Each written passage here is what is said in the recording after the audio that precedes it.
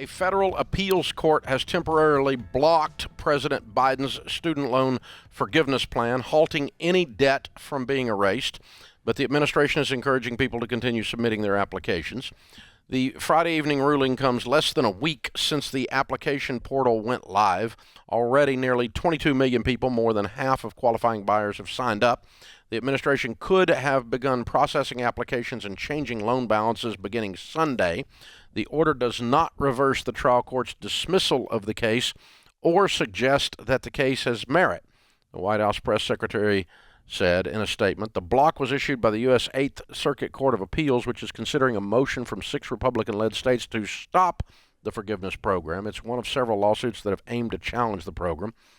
6 states, Arkansas, Missouri, Nebraska, Iowa, Kansas, and South Carolina, filed a lawsuit arguing the federal relief program would hurt state-based loan companies that manage some of the loans themselves. Earlier this week, a federal judge dismissed the case, saying it has no standing. The group then appealed and asked the Federal Appeals Court to place a temporary hold on the program while the appeals court reviews the case. One of two things can happen in the upcoming days. Either the court can issue an injunction and the pause will last longer, or it can dismiss the case and the program can carry on. The Federal Appeals Court is expected to announce a ruling as early as next week. Woo! Man, I've been saying for a while, buckle up, y'all. This is going to get interesting. And it is interesting right now. There's a lot of feelings, a lot of emotions out there. I mean, 22 million people have already applied and are counting on it. But at the same time, there's this block. And the pause is coming to an end January 1st. So people are really wondering what's going to happen. I would be very curious to know your thoughts, Dave. Well, it's not a conspiracy theory. It's just a political chessboard. Playing with people's real lives. People's lives are always on the end of the political chessboard. Ugh. But the political chessboard is this. I told you last spring in March to expect President Biden to issue some kind of student loan forgiveness just in time for the midterms. Yep. To prop his little political butt up because he's a failed president by any standards. You have to be extremely left-wing to think that Weekend at Bernie is working up there, okay? You just got to be off your rocker now. It's gotten out, the cat's out of the bag. It's a mess. And, most polls are showing that these midterms are going to be a bloodbath. But aside from that, I'm not a political analyst, but if I were doing politics, if I were in Biden's shoes, I would have done exactly what he's doing. I think it's brilliant. One of the few brilliant things he's actually done. But brilliant, absolutely brilliant, to issue a student loan forgiveness program, knowing that it's going to be challenged, knowing that there's some question of the constitutionality, that the president has the power to do this without Congress approving, a $500 billion ouch forgiveness program without Congress's approval.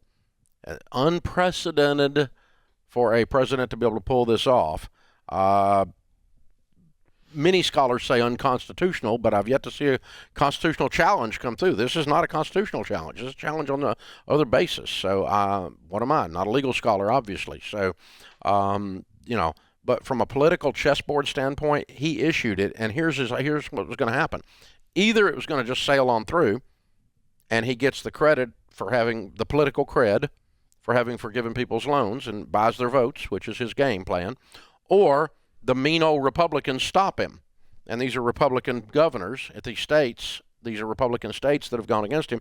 And so if it gets blocked and people don't get the forgiveness, he's in a perfect seat to blame the Republicans. See, I tried to help you people, but the Republicans hate the working man. And that's all he set this up so perfectly. And the timing. I mean, now the circuit court has to rule on it the week before the midterm elections. Oh. I mean, the week of midterm elections, like maybe. It's 2 weeks from today, November 8th. Yeah. Right? So as we're doing this show live at this moment, that's the situation. So as a political chessboard, his timing was perfect, and his play was perfect because the Republicans had no upside to this. They come off looking like the old meanie that doesn't want their student loans forgiven, or they let this slide through, and we have another $500 billion hit the books. Because you can't forgive loans, you have to pay them off. The money comes from somewhere. These banks have to get their money. They're going to get their money. That means the federal government is paying off the loans. That's paying off the $10,000 worth of loans. So that means national debt is going up again by another $500 billion in an inflationary economy. We continue to suck cash out of the money supply. And so it's a political, like you said, buckle up. It's a political ride. Now, you can disagree with my political ascertainment or whatever you want, but you got to admit, whether you love Biden or whether you don't, in terms of political chessboard, it was brilliantly played. Yeah. And his timing was perfect. And I also said, expect whatever he does to look like it's a big deal, but it won't be a big deal. I said that in March. You said it. I remember it. And guess what? It's not a big deal. It's a big deal because of the total amount of money, but to an individual that has $90,000 in student loan debt, forgiving $10,000 in student loan debt does not fix your life. On the contrary, it makes you want to sit on your butt again and wait on Washington to forgive the rest of it. That's what you're trying to do. Meanwhile, the bozos up there keep making these loans that are so evil that we must forgive them, and yet we keep making them. That's intellectually dishonest as it can be. So how do you keep a student loan program in place that's harming the American public so much so that it must be forgiven and keep making the loans? That's completely intellectually dishonest. That tells you that this is politics ad infinitum. And see, they still have not answered the questions. Okay, you could file an application, and this idea that they're going to forgive the loans by Sunday is absolutely bullcrap, because the loan forgiveness program announced by the White House says that you have to make less than $125,000. What year? Last year? Well, that's a good question, and they're not even requiring additional. How are they proving? Like, I promise I didn't make more than $125,000. You don't have to turn in tax returns. How are you proving your income? They're taking your word for it? Dang. I don't think so. So I think there's some other stuff. This is not the last we've heard from this. It's going to continue on. It is it's a bit of a mess. It's a mess, but what would you tell all the people who, in their minds, this is already a done deal, who are counting on this, and I mean, they don't see any chance that this could not happen? Well, these people would fall into two categories: naive people that are young, and unbelievably naive people that are old. Because if you're young, I can appreciate that you've not been screwed by your government yet, and so this is your first time on this trip. When you're old like me, you've been like, they've promised me stuff before, and so far, none of the success in old Dave Ramsey's life has come as a result of anything Washington has done. As a matter of fact, it's been all in spite of everything Washington has done, and that's both freaking parties. So Santa Claus don't live in D.C. I know the old guy, he lives in the North Pole, and he ain't there. And so you're waiting on the government to fix your life, darling, your life's going to suck. When the government says, we're here to help, that's like saying, hey, the DMV line is short. Come on. Really, seriously, dumber than crud.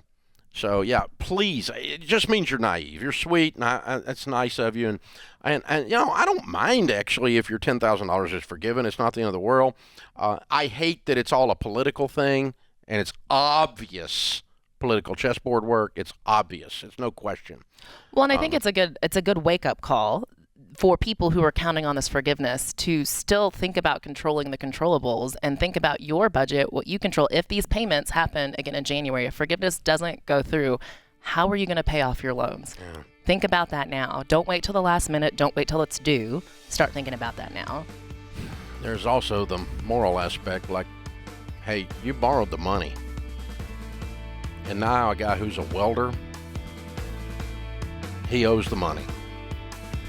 Because it got moved over. He didn't have student loans, and it got moved over to the national debt, and we all owe that as a people. This is just immoral. This is the Ramsey Show.